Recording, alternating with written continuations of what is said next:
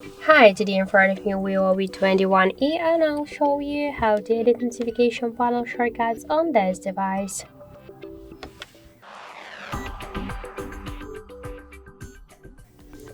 So just to change the positions of the icons here or to remove some of them or to add more options to our panel, we should click to this edit icon, and after that we should just hold and drag the icon to this up section.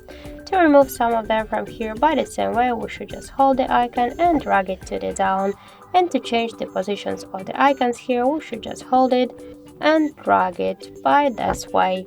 And just to save the changes, click to go back, and that's it. So thank you for watching, and if you find this video helpful, don't forget to leave a like, comment and to subscribe our channel.